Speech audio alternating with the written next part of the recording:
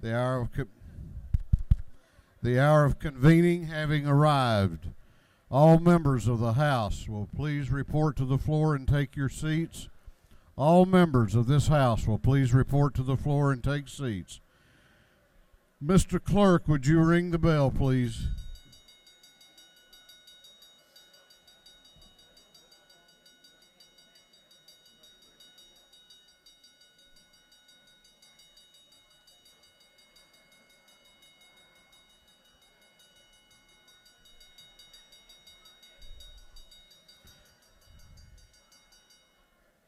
All members, please report to the floor and take seats. We are going to have the morning roll call. All members present will please vote green to signify their presence in the chamber, and the clerk will unlock the machines.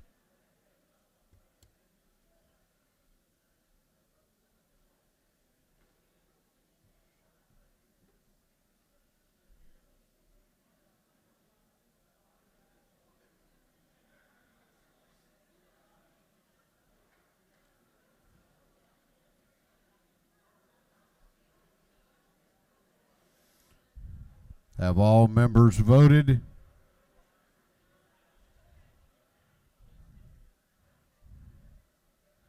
Have all members voted?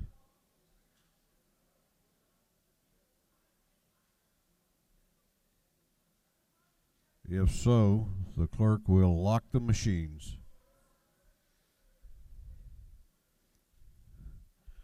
Well, good morning.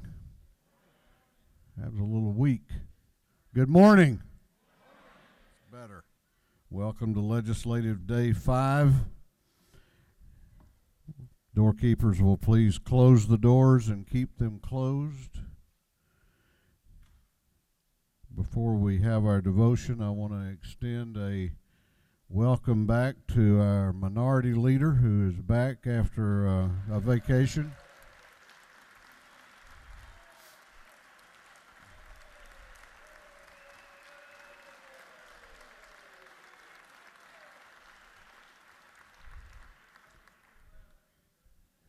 He defied his doctor's orders to rest until April or May. I hope there's no complications from that, Mr. Leader. When we go to have our devotion this morning, I'm going to ask you to keep Chairman John Corbett and his family in your thoughts and prayers. Chairman Corbett lost his dad over the weekend, and he's something you never get ready to have happen. We will begin our day with scripture reading and prayer by the chaplain, after which we will pledge allegiance to the flag of our country. You got a real treat for chaplain this morning, and he will be introduced by the gentleman from the 69th House District, Chairman Randy Nix. Chairman Nix.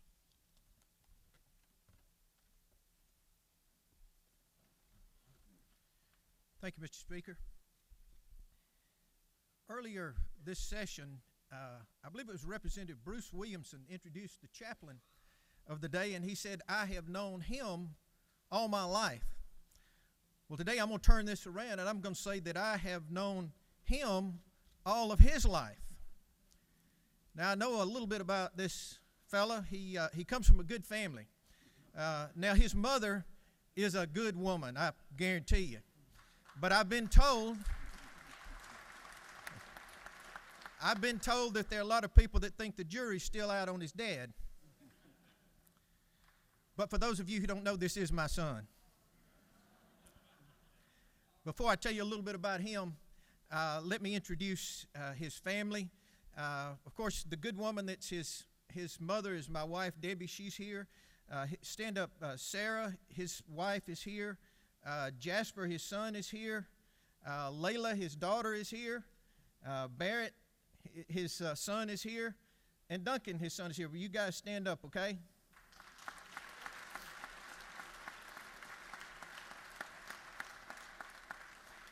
And Barrett and Duncan are going to be paging for us today as well. So they call this group the Nick Six. So we've got the Nick Six with us today.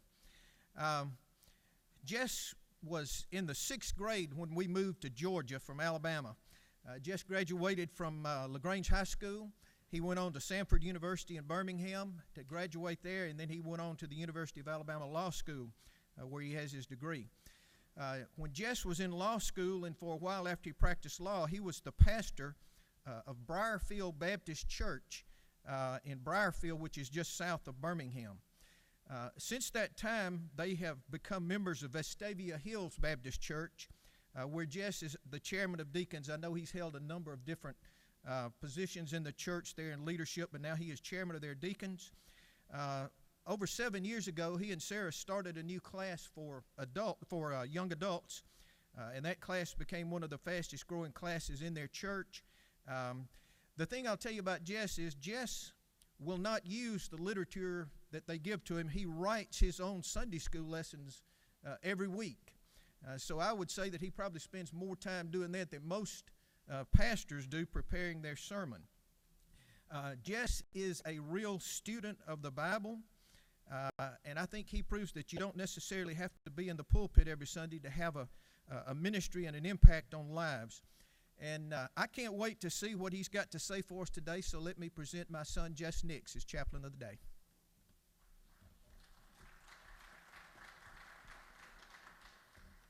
Mr. Speaker, ladies and gentlemen in this honorable house, Dad, people in the gallery, thank you so much for having me here. It's a true honor to be here, and it's a double honor to be invited back to do this. I did this about 13 years ago.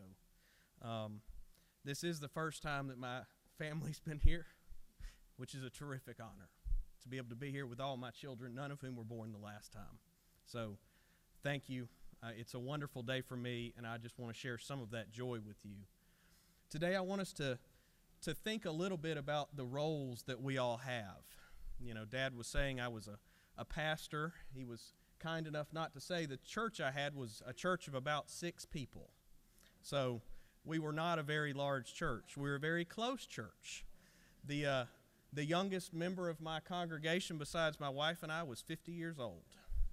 And I will say we have kept up with them. We love them dearly.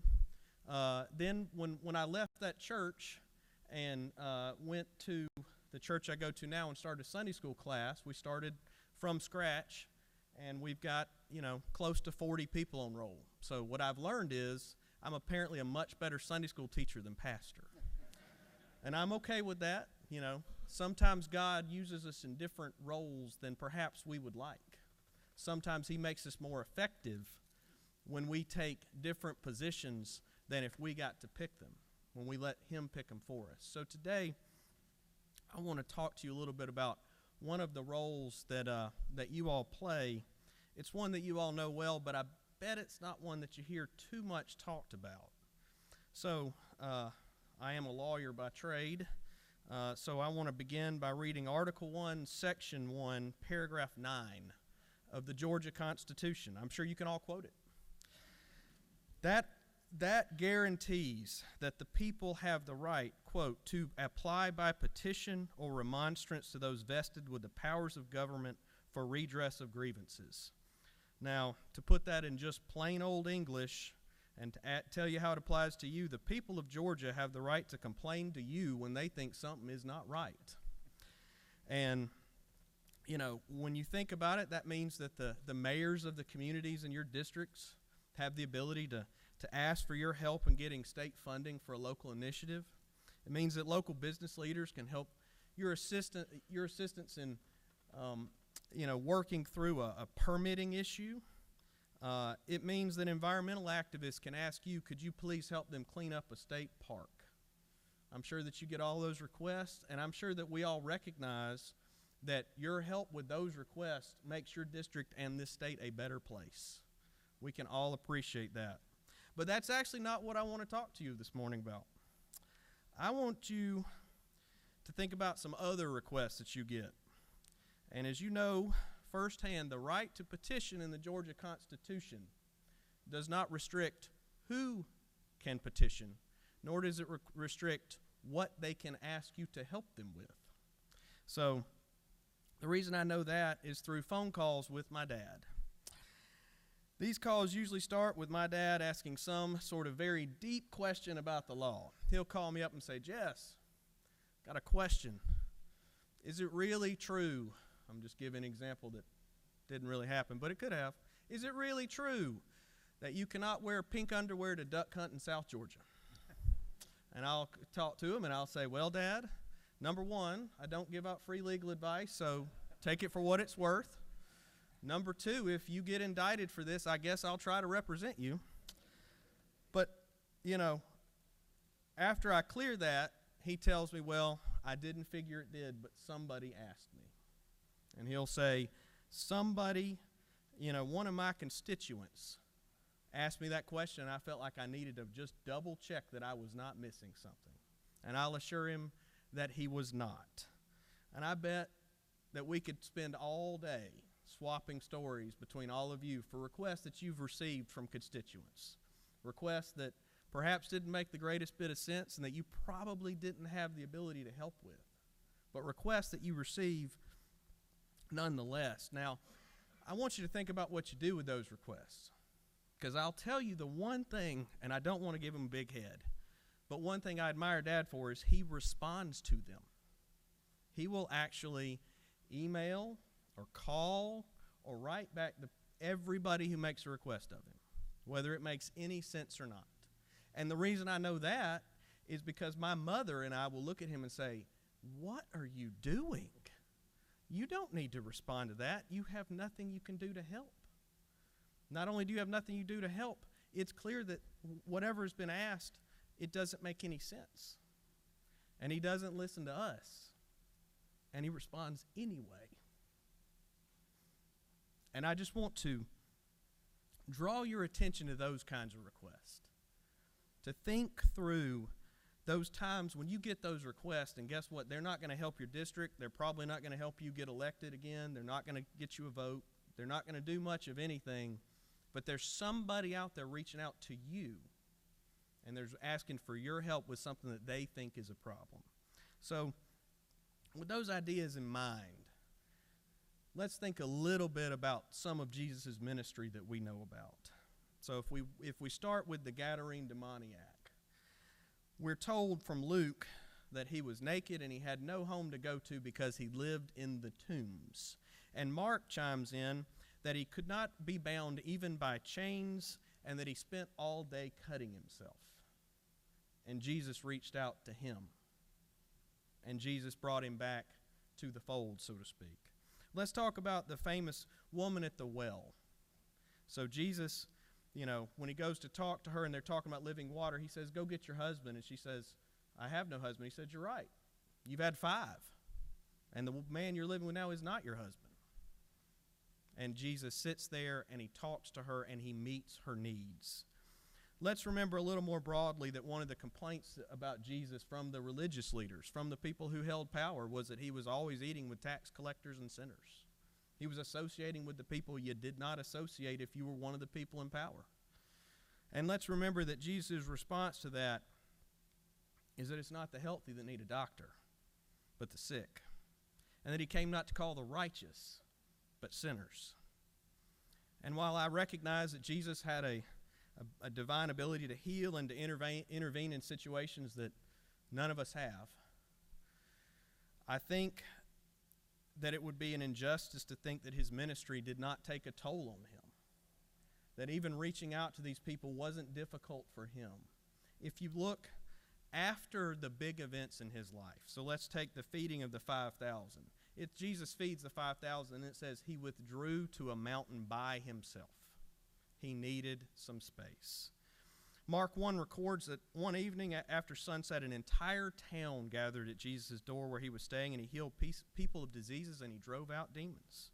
The very next verse tells us that early the following morning, Jesus went to a solitary place to pray.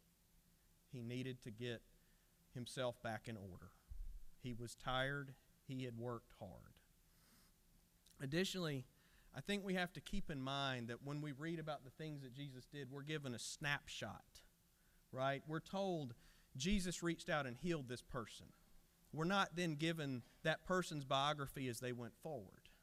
I think we know enough people in our churches in our synagogues, in the places where we worship, who are very, committed on Sunday, and on Monday you'd never know it.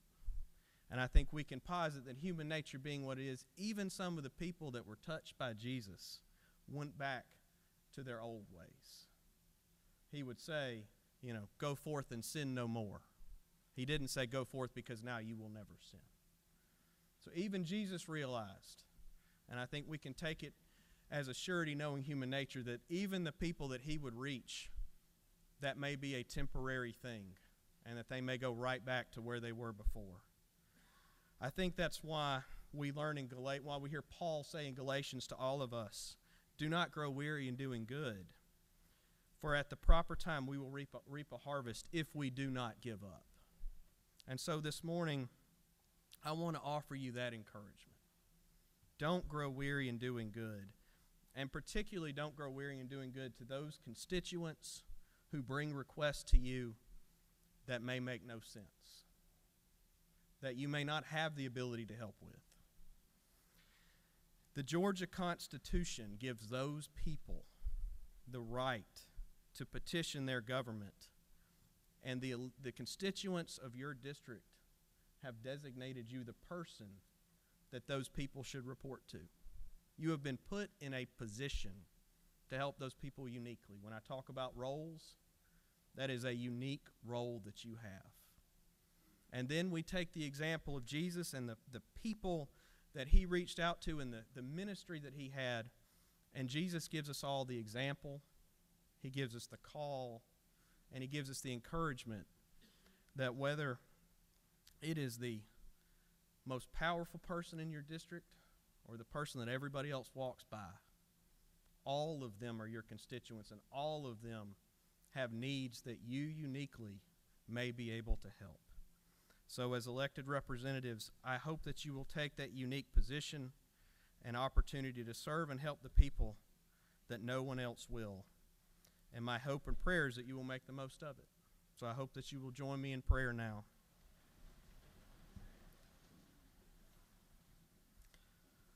Lord, I pray your blessing on this body of elected officials. Give them wisdom as they wade through difficult and profound issues of law and public policy in their work in this chamber. Help them to be patient with and attentive to one another as they work together for the good of this state and their districts. I also ask that you guide them as they serve the people living in their districts. Encourage and strengthen them to serve all of their constituents, from the most powerful to the most overlooked. Give them compassion, understanding, and inspiration to never grow weary in doing good. In your name we pray. Amen. Please join me in the pledge.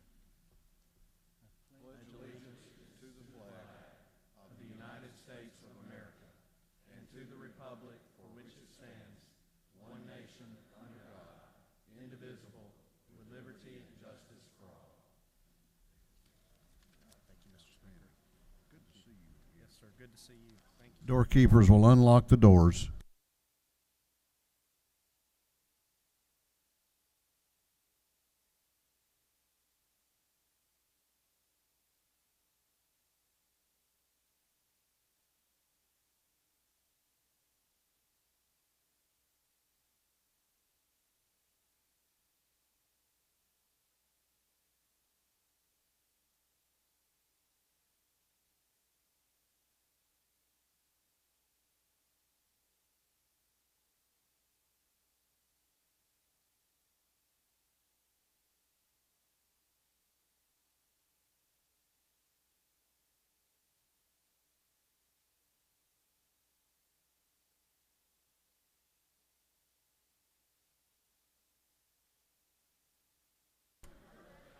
The chair recognizes Chairman Hogan, the chair on the Committee of Information and Audits.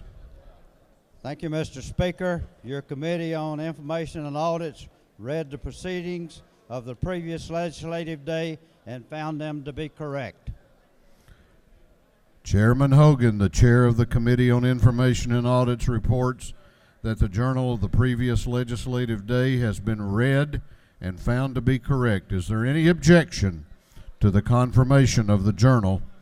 The chair hears none, and the journal is confirmed.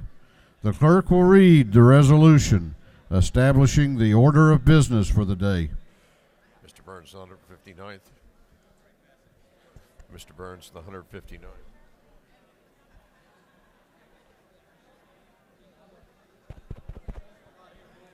Mr. Burns. Morning, sir. Mr. Burns, the 159th. Moves that the following be established as the order of business during the first part of the period. Unanimous consents. Introduction of bills and resolutions. First reading and reference of House bills and resolutions. Second reading of bills and resolutions. Morning orders. Is there any objection to the adoption of the resolution establishing the order of business for the day? The chair hears none, and the resolution is adopted. First reading of bills and resolutions. The clerk will read. House Bill 743 by Representative Mitchell, the 88th, Carpenter the 4th, Hill the 3rd, Kirby the 114th, Jaspers the 11th, and others. A bill being titled an act to amend Chapter 3 of Title 20, the official code of Georgia annotated relating to post-secondary education. Higher education. House Bill 786 by Representative Welch, the 110th, Douglas the 78th, Rutledge the 109th, Holly the 111th, Mathiak the 73rd, and others. Bill being titled an act to amend Code Section 1562, the official code of Georgia annotated relating to the number of judges of superior courts. Judiciary. House Bill 787 by Representative Ballinger, the 23rd, Jaspers the 11th, Powell the 32nd, Momtahan of the 17th, LaHood of the 175th, and others. Bill being titled an act to amend Code Section 1611-126, the official code of Georgia annotated relating to having or carrying handguns. Public safety and homeland security. House Bill 788 by Representative Corbett of the 174th, Rhodes of the 120th, Carpenter the 4th, Bonner of the 70th, 2nd, LaHood of the 175th, and others. Bill being titled an act to amend Code Section 48833.2 of the official code of Georgia annotated relating to definitions, exemptions, and applicability. Ways and means. House Bill 789 by Representative Newton of the 123rd, Jones of the 47th, Hatchett of the 150th, Gaines of the 117th, Wiedauer of the 119th, and others. Bill being titled an act to amend Chapter 20C of Title 33 of the official code of Georgia annotated relating to accurate provider directories. Special Committee on Access to Quality Health Care. House Bill 790 by Representative Smith of the 133rd, Powell of the 32nd, Harrell of the 106th, Carpenter of the 4th. Bill being titled an act to amend Title 43 of the official code of Georgia annotated relating to professions and businesses. Regulated industries.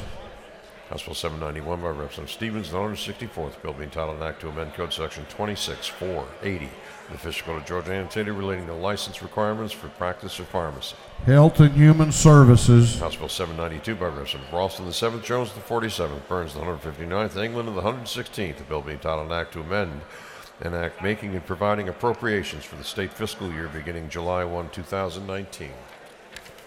Appropriations. House Bill 793 by Representative Ralston, the 7th, Jones, the 47th, Burns, 159th, England, and the 116th.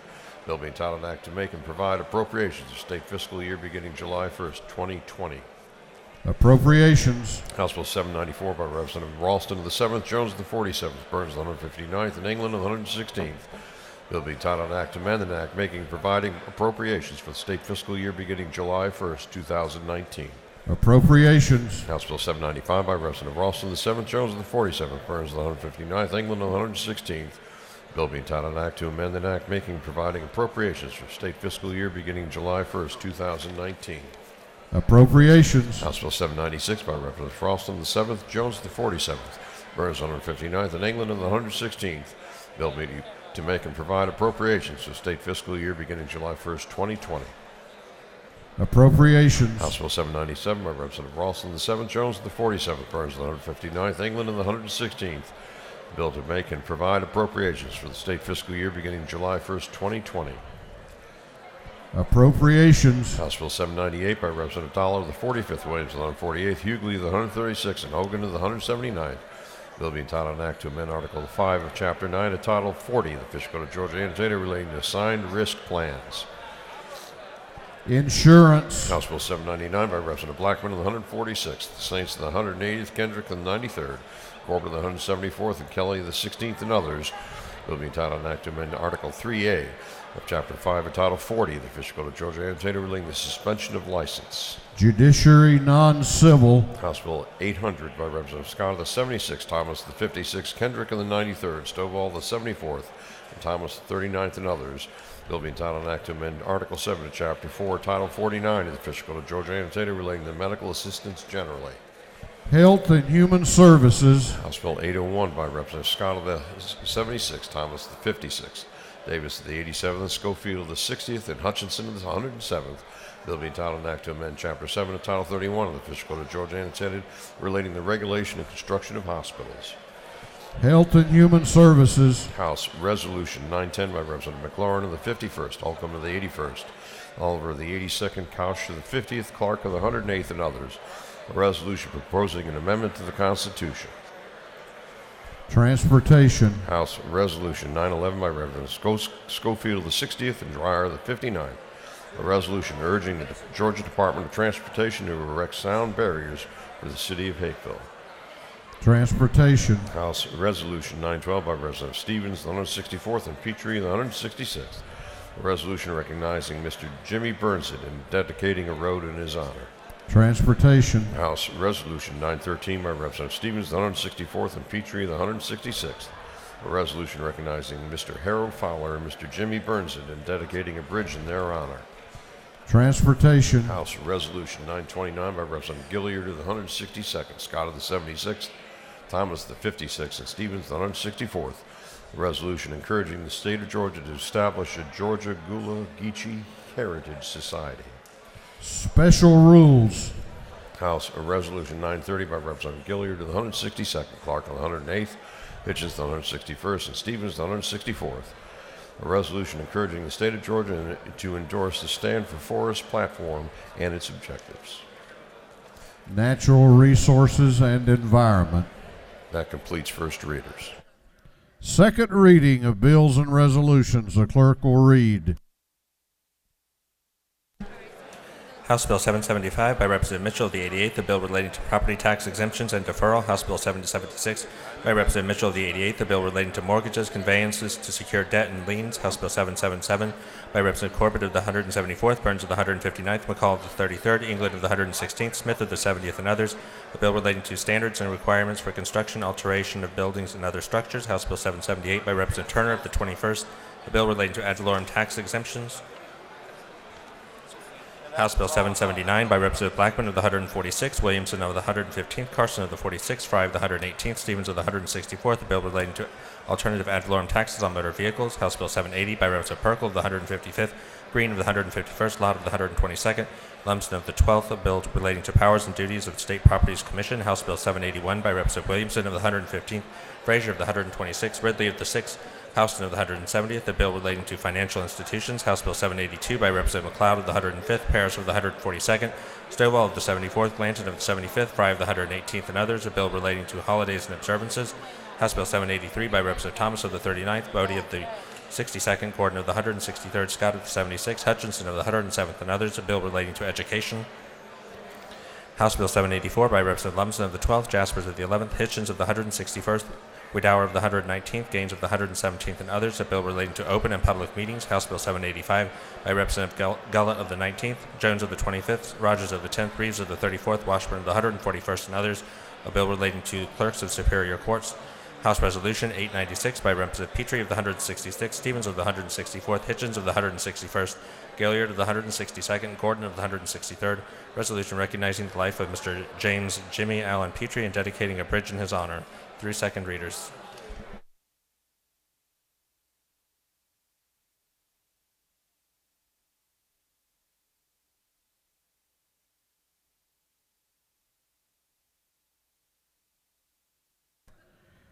There are no reports of standing committees. No standing committee reports.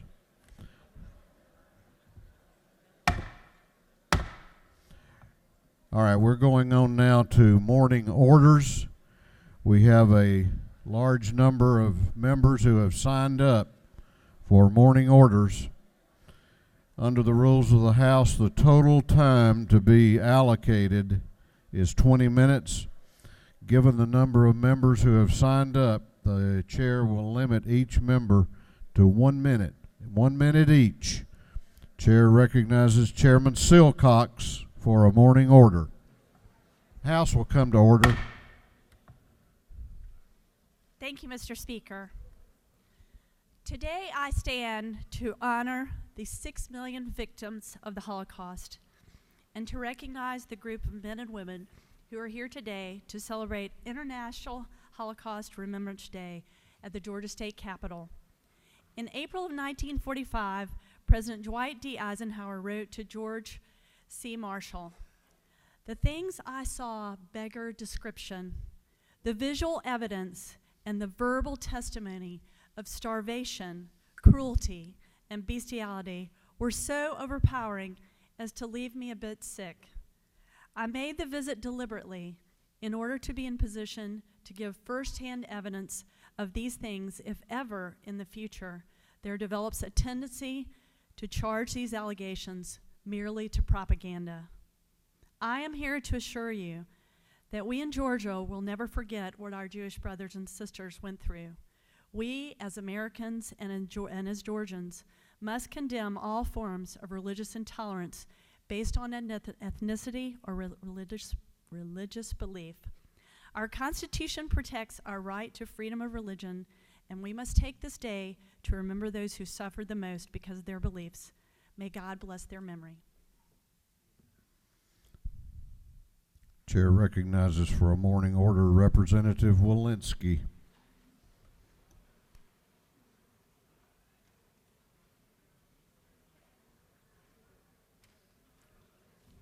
Thank you, Mr. Speaker. One of the reasons we all serve... Just a minute, Representative. This House will be at order during morning orders. If you have other matters to attend to, then please take them outside the chamber. Gentleman may proceed. Thank you, Mr. Speaker. One of the reasons we all serve is for our families. It is a top priority of Georgians. Today, I must share that my family tree has branches that don't exist anymore. My great-grandmother had 10 brothers and sisters. I should have 50 to 100 more cousins, but 7 of those 11 siblings and 42 of my relatives were murdered in the Holocaust. 42. My great-uncle Martin survived the Auschwitz death camp. So did my great-aunt Rose. I will never forget seeing the tattoo on my great-uncle Martin's wrist he received from the concentration camp. Today is the day set aside around the world to remember the Holocaust. It's not to ask for guilt or sadness. It's not about rehashing the past. See, at one time it was easy.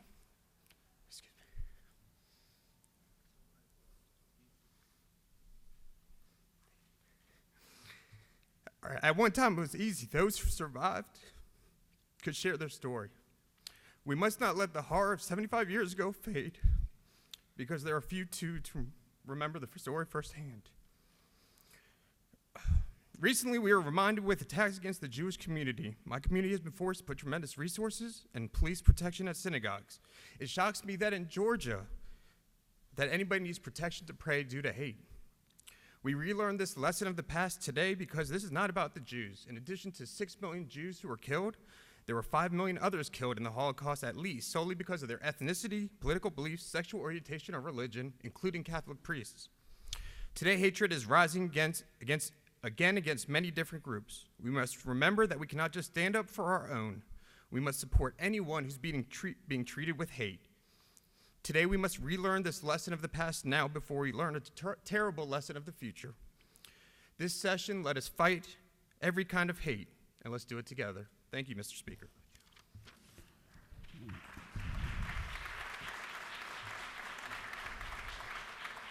Chair recognizes Chairman Darlene Taylor for a morning order. Thank you, Mr. Speaker. Good morning, members of the House and guests. Today I stand before you to share a memory. As a child, while in grade school, I had a friend. I'll call him David, just another kid from the neighborhood, but he was a great guy. His parents were quiet, and they didn't always come around when the other parents did. I remember his father especially, for he had a funny scar on his arm. At the time, I didn't think much about it, but as a teenager, I read the book, The Diary of Anne Frank. and I realized it wasn't a scar at all. It was a tattoo, a series of numbers. He was a survivor of a German concentration camp. So that we never forget today, I share a quote from Anne Frank. You know, for such a young person, she was very wise. But as Da Vinci said, wisdom is the daughter of experience, and may we never have to experience what she did. Her message needs repeating.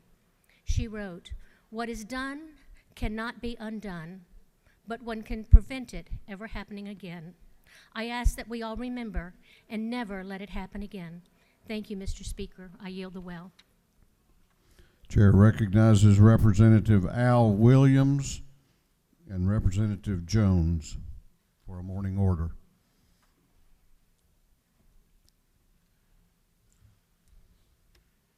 Thank you, Mr. Speaker, members of this esteemed body. Last Thursday, January 23rd, Long County Deputy Sheriff Sheldon Gordon Whitman was killed in the line of duty, serving his county and his fellow citizens in a high-speed chase through Long County into McIntosh. The deputy sheriff is survived by his wife and 4 children. Just if you'll join me in a moment of silence in remembrance of Long County Deputy Sheriff Sheldon Gordon Whitman.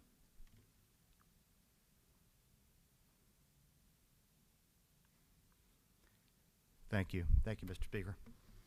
Chair recognizes Chairman Gerald Green for a morning order.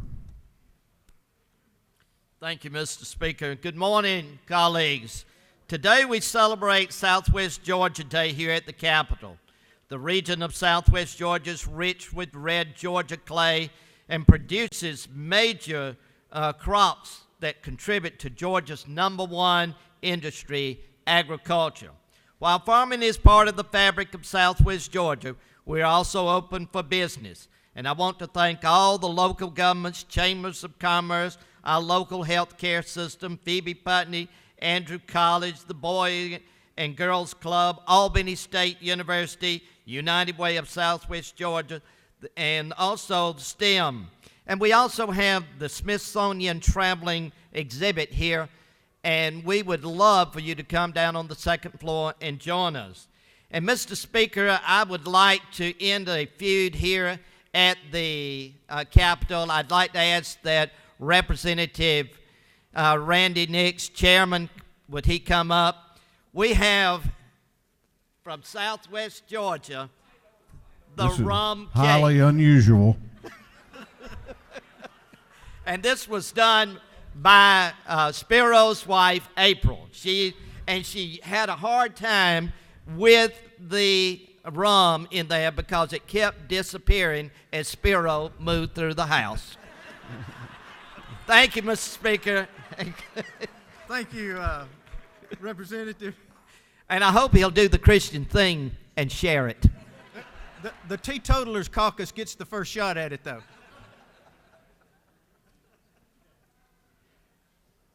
Chair recognizes Representative Casey Carpenter for a morning order.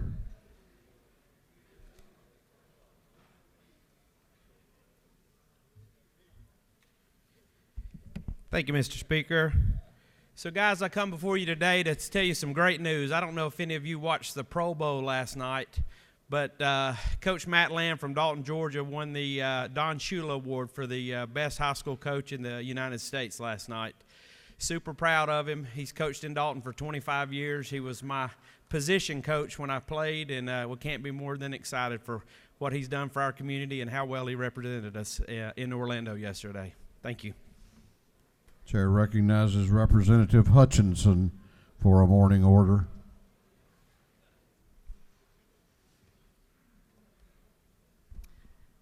Thank you, Mr. Speaker. Welcome, colleagues, back to our session. I would like to start again with our children that we have adopted, ready for adoption in Georgia. Today, I want to talk to you about Selena, who's 16 years old, Christina, who's 12, and Dominic, who's 10. Selena is a smart girl who's currently enrolled in JROTC. She plans to join the military to become a lawyer and help kids like her through the adoption and foster care process. She has great grades and is well behaved. Christina is a loving, creative, and energetic child who is protective of her brother and sister. She enjoys doing arts and crafts. Dominic is a polite and well-mannered boy who enjoys sports, especially basketball. He likes to play on his tablet. This group needs an attentive, supportive, and encouraging family who's able to keep them connected with their adult sister. And I would like to say on a personal note, one of my most favorite jobs as a social worker was to do adoption recruitment activities for children who, particularly for sibling groups. Some research will tell us that sibling group bonds are just as strong as a parent bond. And to keep a sibling group like this together is of the utmost importance. So I encourage you to talk to your friends and family about adoption. Thank you. Chair recognizes Chairman Hogan and Representative Jones for a morning order.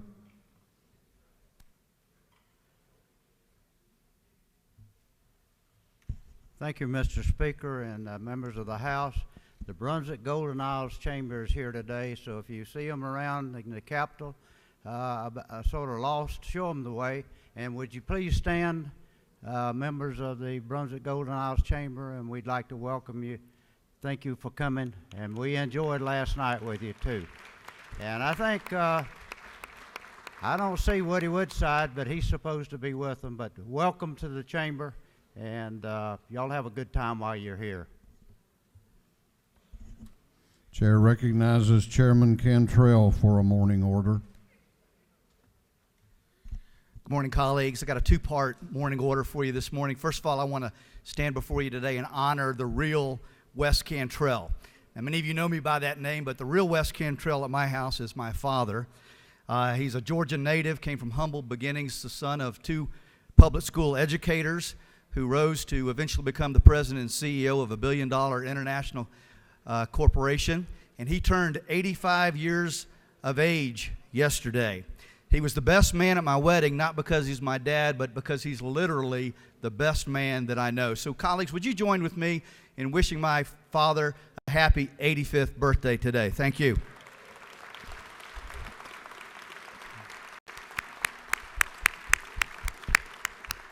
The second part of my morning order is to remind you, you should have had a flyer on your desk about the free showing of Just Mercy this Wednesday afternoon, 5:30 p.m. at the Landmark Theater, about 3 miles from here. This showing is brought to you by a generous gift from Kanye West and Kim Kardashian. No media, no lobbyists, just us. Come join us. Chair recognizes Representative Erica Thomas and Representative Bennett for a morning order.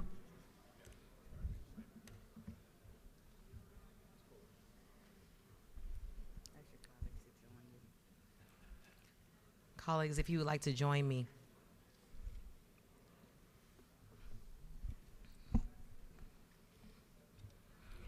And when great souls die, after a period, peace blooms, slowly and always. Spaces filled with a kind of soothing electric vibration. Our senses restored, never to be the same, whisper to us, they existed. They existed. We can be and be better, for they existed. On yesterday, we lost a legend, husband, father, friend, and mentor. Kobe Bryant, NBA MVP, and lifelong LA Laker will truly be missed. Kobe's work ethic on and off the court exemplified nothing short of greatness. Our world lost a leader. We pray for the Bryant, Mosser, Chester, Abbatibili, and Zoblin families. Thank you so much. And on behalf of the Black Caucus, will you please give us a moment of silence? Thank you. Chair recognizes Representative McLaurin for a morning order.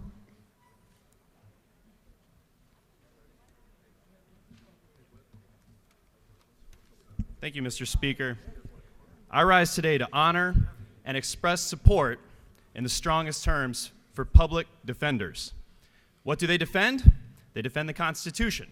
The Sixth Amendment to the United States Constitution guarantees adequate, effective legal representation to every person charged with a crime. Our system is built on the idea of adversarial process. We pit forces against each other in an attempt to find the truth, but that only works when both sides have a fighting chance. In Georgia, defenders do their jobs without resources that they need. They don't make as much as their counterparts, the prosecution. They certainly don't get as much prestige. They have hundreds of cases open at any given time, mere minutes to prepare with clients. They don't have resources to spend on things like expert witnesses, to travel to interview witnesses, or to do other work on cases that they need to do because they're forced to dedicate limited resources to only what they feel are the most deserving. That's not what the Constitution requires. We ask public defenders to stand in the breach for us, to do their best to uphold the system, to withstand furloughs and funding shortfalls, even where we're failing them. So I stand today to support public defenders.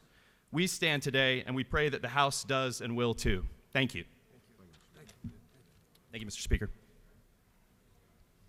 Chair recognizes Representative Kendrick for a morning order. Good morning, Mr. Speaker, and good morning, colleagues. I am giving you your black fact for today because every day is a day for Black history, and you'll want to tune in to the end because there's a special Georgia connection that many of you don't know about. So Brown versus Board of Education was a landmark case in the U.S. Supreme Court in which the court ruled that the state laws establishing racial segregation in public schools was unconstitutional, even if the segregated schools are otherwise equal in equality. This case originated in 1951 when the public school district in Topeka, Kansas refused to enroll the daughter of local Black resident Oliver Brown at the school closest to their home, instead requiring her to ride a bus to a segregated Black elementary school further away. The court's decision in Brown partially overturned Plessy versus Ferguson by declaring that separate but equal notion was unconstitutional for American public schools and educational facilities. It paved the way for integration and a major victory for the civil rights movement. 4 years later, in the case of Cooper versus Aaron, the court reaffirmed its ruling in Brown, and we have a Georgia connection in Brown versus Board. Our very own Representative Viola Davis, which I don't know where she is, but she is actually one of the plaintiffs in that historic case, so take some time to hear from her about changing U.S. history. Thank you, Mr. Speaker.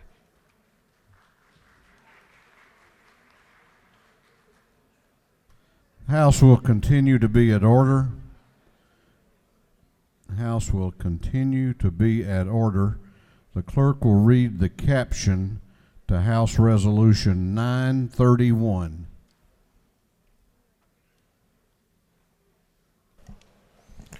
House Resolution 931 by Representative Silcox of the 52nd.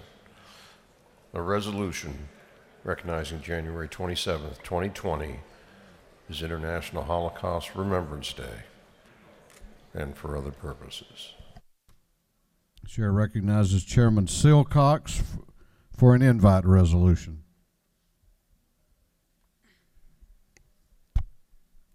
Thank you, Mr. Speaker. Today, as we celebrate International Holocaust Remembrance Day, I have some special guests that I would like to introduce. First, Sally Levine, who's Executive Director of the Georgia Commission on the Holocaust. Next, Chair of the Board of Directors for the Commission, Dr. Claire D'Agostino. And then from the Israeli Consulate, Mr. Harold Hirschberg, Director of Government and Political Affairs. Then Mr. Alex Gandler, who's Deputy Consul General for Israel. And last but not least, the new Consul General of Israel to the Southeast United States as of July, Ms. Anat Sultan Dedan. Consul General Sultan Dedan began in the Israeli Diplomatic Corps in 2004 and has also served in Cameroon, the Netherlands, Germany, and Australia. She holds both bachelor's and master's degrees from the Hebrew University in Jerusalem. She is married, and she and her husband have 3 daughters. Consul General Sultan Dedan, I would like to present to you this resolution as passed by the Georgia House of Representatives commemorating the International Holocaust Remembrance Day and the 75th anniversary of the liberation of Auschwitz. Please welcome the Consul General for her remarks.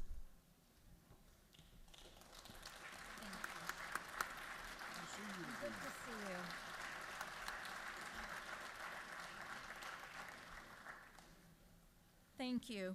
Speaker Ralston, Madam Chair, members of the Georgia State House, Thank you for the honor to be able to address you on behalf of the State of Israel on this very important day as we mark the International Holocaust Remembrance Day and 75 years to the liberation of the Auschwitz concentration camp.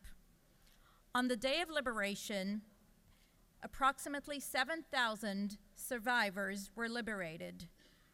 That is what had remained of over 1 million Jews who had been deported there. From 1941 to 1945, 6 million Jews were systematically murdered throughout Nazi Germany and German-occupied territories in what would become the largest genocide and the darkest of chapters in history. Holocaust scholar Professor Yehuda Bauel, while delivering a speech to the German Bundestag in 1998, said, "I come from a people who gave the 10 Commandments to the world. Time has come to strengthen them by 3 additional ones, which we ought to adopt and commit ourselves to. Thou shalt not be a perpetrator, thou shalt not be a victim, and thou shalt never, but never, be a bystander." Just last week, we received in Israel over 40 world leaders who took part in the 5th World Holocaust Forum in Jerusalem, among them United States Vice President Mike Pence and Speaker Nancy Pelosi. The attendance of so many world leaders reflected the important recognition of the global responsibility and commitment to Holocaust remembrance and to combating anti-Semitism. 75 years after the end of the Holocaust, we know all too well that anti-Semitism is unfortunately not confined to the books of history. There are those who still today seek the destruction of the Jewish people and Israel, the nation-state of the Jewish people. Globally, including in the United States, the alarming rise in expressions of anti-Semitism is a further reminder of the vital importance of educating about the Holocaust, of educating about the dangers of anti-Semitism, racism, xenophobia, and all forms of hate. The state of Georgia's commitment to Holocaust remembrance and education is well reflected in the Georgia Commission on the Holocaust, made a permanent state agency in 1998 by act of the Georgia General Assembly. Today on the Capitol, Holocaust survivors and liberators from Georgia will be honored on panels to be hung and unveiled. Such actions taken by Georgia for remembrance and education are of immense importance when we speak of never again.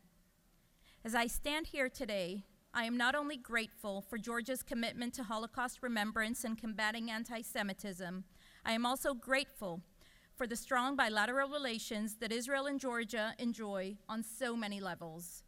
I am proud to represent Israel here in Georgia and proud that we have a consulate in Atlanta since 1956, a testimony to the importance that Israel attaches to the relations with the great state of Georgia.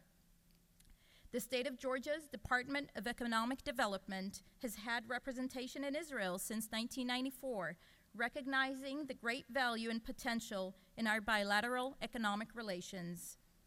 Our economic cooperation for the benefit of both our peoples continues to grow, as do academic exchanges, cultural relations, and so much more. There is still more room to further strengthen and deepen the relations, and I look forward to working with all of you towards enhancing the state of Israel's relations with the great state of Georgia. Thank you.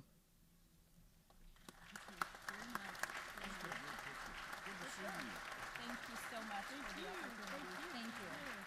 You step towards them and we'll get a picture together with the speaker. Yeah. Get the speaker in here too. Can you get?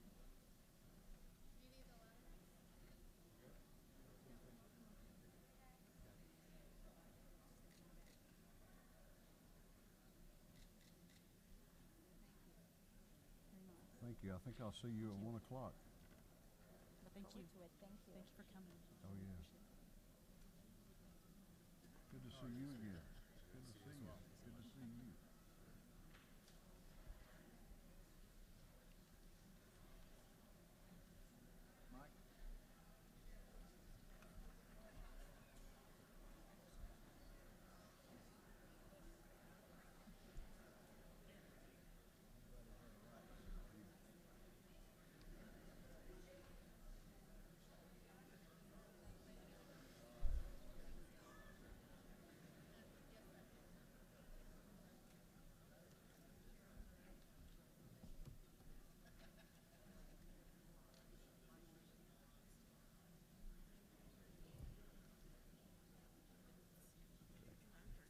House will continue to be at order.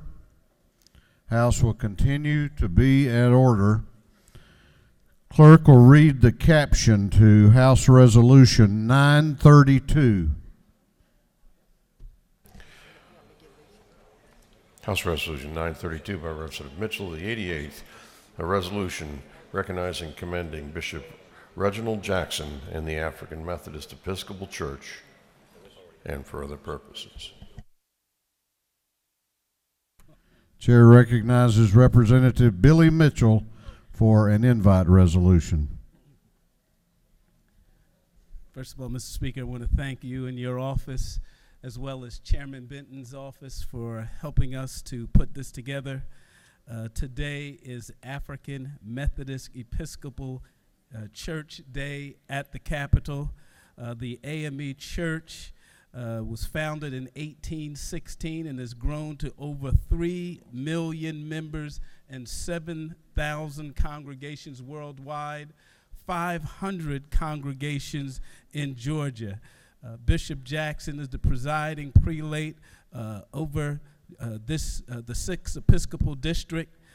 He certainly brings a wealth of activism in issues affecting the church and social issues. Without further ado, and Mr. Speaker, if I may be allowed, I'd like to recognize some of the AME members in this congregation. We have Representative Calvin Smyrie, Representative Karen Benton, Representative Marie Metz, Representative Abel Mabel Thomas, and I'm sure I'm forgetting someone, and former Representative D. Dawkins Hagler is a member of the AME Church as well. And we have Representative Pam Stevenson and Representative Dexter Sharper, but I believe some of them were missing their tithes and offerings, Mr. Speaker. But nonetheless, nonetheless, I present to you the presiding prelate of the 6th Episcopal District, Bishop Reginald Jackson.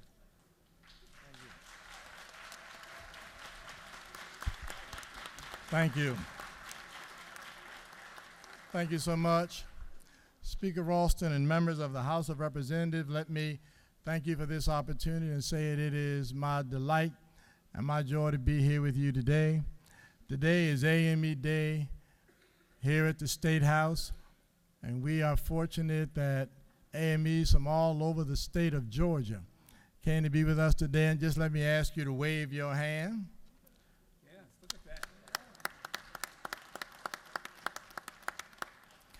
The AME Church, the first Protestant denomination formed on American soil, has always had a commitment to education and to social justice. And it is in that light that we ask every year for AMEs to come to the State House, one, to see how our government works and to interact with the leaders who help shape policy and pass laws in Georgia. I want to especially thank the House of Representatives here in Georgia for passing what we believe is a very, very important piece of legislation.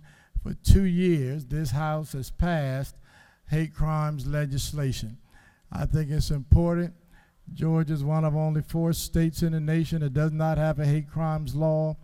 I think it's important that we send a message that hate and racism, anti-Semitism, will not be tolerated in the state of Georgia. So I want to thank the House for the leadership you have demonstrated on this issue, and pray that you will be able to convince your colleagues across the hall to do likewise.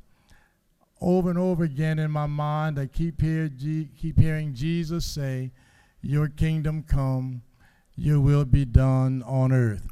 That's what we are committed to, that God's will be done on earth. Again, thank you for this opportunity. Let me thank all the AMEs for coming. Let me thank all of the members of the AME Church who serve in the Georgia House of Representatives. Thank you so much, and all the best as you serve this state and its people. Thank you.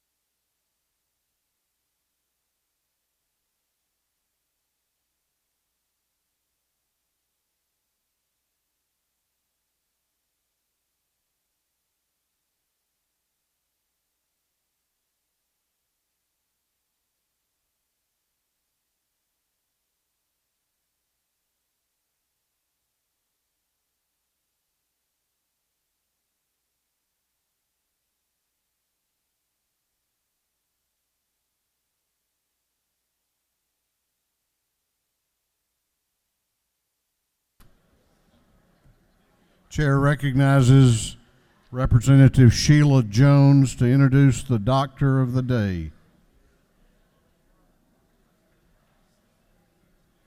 Hey Sheila, I'm good. I hope you are. Yes, my knee bothering me though. I'm doing good. Thank you, Mr. Speaker. Today's Doctor of the Day is Dr. Scott Swayze, MD. Dr. O. Scott Swayze, MD, is the former president and a member of the Pinnacle Orthopedics and has been providing orthopedic care to patients of Pinnacle Orthopedics since he joined the group in 1992. He specializes in general orthopedics, total joint replacement, and sports medicine.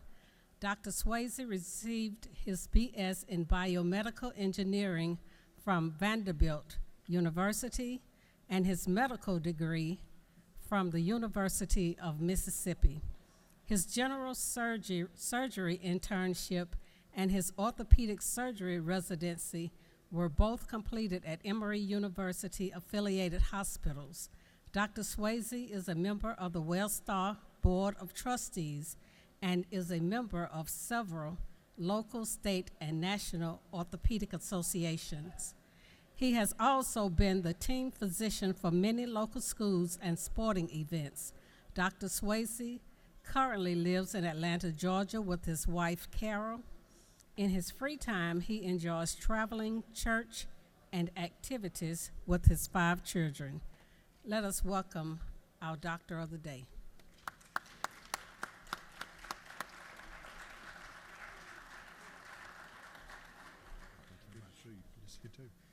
Thank you very much, Mr. Speaker and Representative Jones.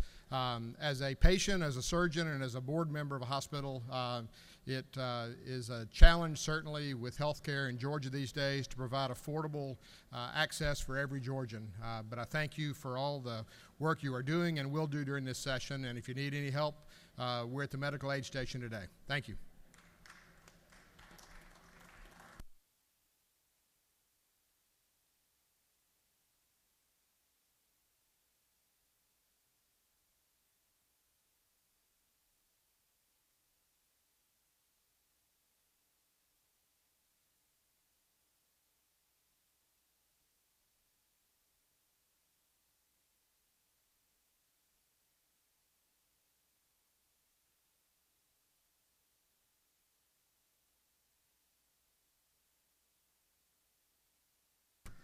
The clerk will read the caption to a group of privileged resolutions.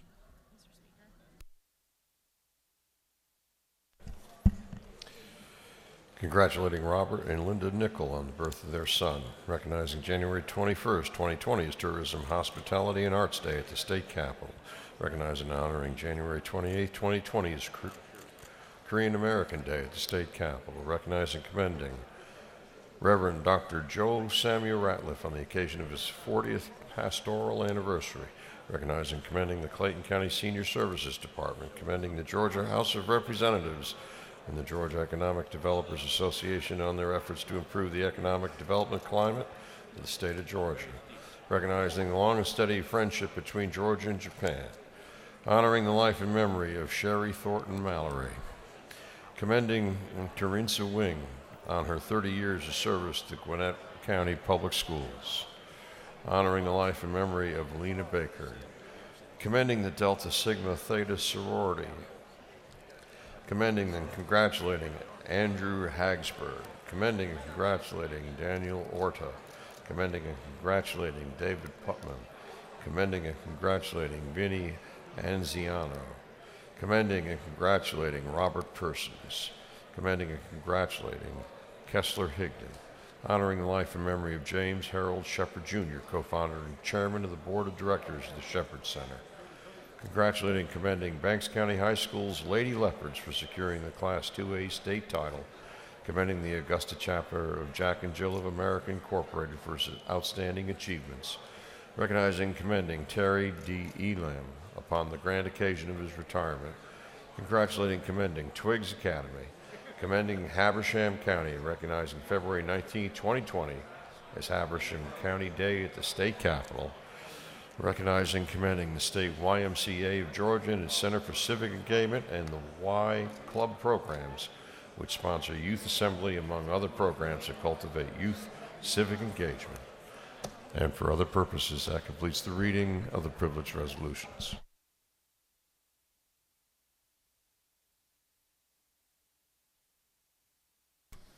Is there any objection to adopting the privilege resolutions? The chair hears none, and the resolutions are adopted. We have a birthday today. I'm going to give him a present and pronounce his name correctly. Representative Greg Kennard, happy birthday to you.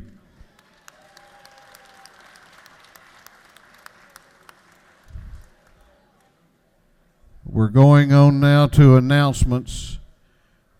First of all, if you have pages, you need to be up here at the rostrum with the pages. We're doing page photographs a little bit quick today. Chair recognizes Chairman Beverly, the chair of the Minority Caucus, for an announcement. Thank you, Mr. Speaker. The Georgia House Democratic Caucus will be meeting immediately upon adjournment in room 216. We will have lunch, room 216, immediately upon adjournment. Thanks, Mr. Speaker. Chair recognizes the chair of the Public Safety and Homeland Security Committee, Chairman Hitchens, for an announcement.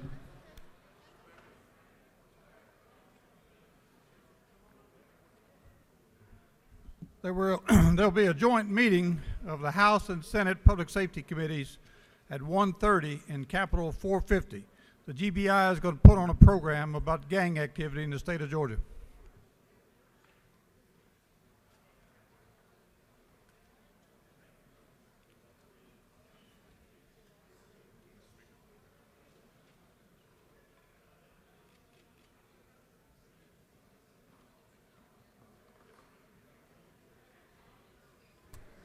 Chair recognizes Chairman Dempsey for an announcement. Good morning. On your desk, members, thank you, Mr. Speaker, for calling on me. On your desk, you will find this about lunch today. I know there are a lot of meetings going on, and you might not be able to eat. But if you love babies, if you love children, you should make it a point to cross the street and go hug a few of them. There's some great pictures. You can see them right there. As I look at it, looks like they took pictures of 2 senators last year. So let's see what we can do about getting some House members to go across the street and support the great work that Gears does, and the mothers that are here with their children and their strollers to remind us of how important they are in every decision we make. Thank you, Mr. Speaker. I yield the well.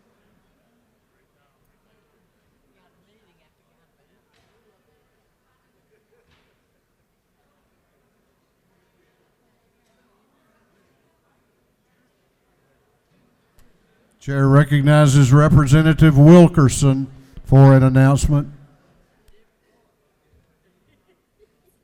Thank you, Mr. Speaker. The Cobb County Legislative Delegation will meet at noon in CLOB 605, and lunch will be served. We're going to hear from Kennesaw State University and Chattahoochee Tech. Thank you. Chair recognizes Chairman Penny Houston for an announcement.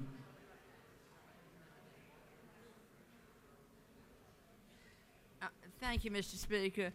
The Economic Development Subcommittee and Appropriations will meet this afternoon at 1 o'clock and 5:15 CLOB. Thank you.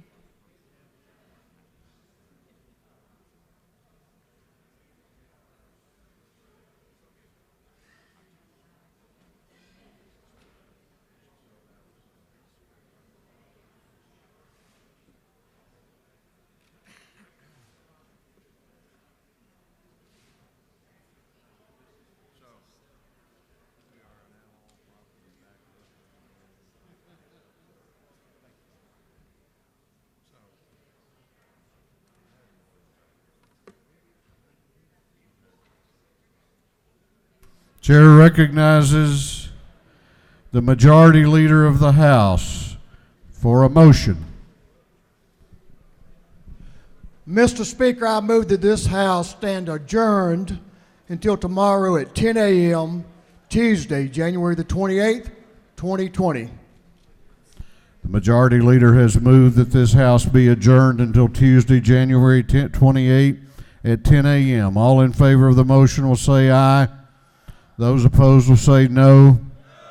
The ayes have it. This House will be adjourned until Tuesday, January 28th at 10 a.m.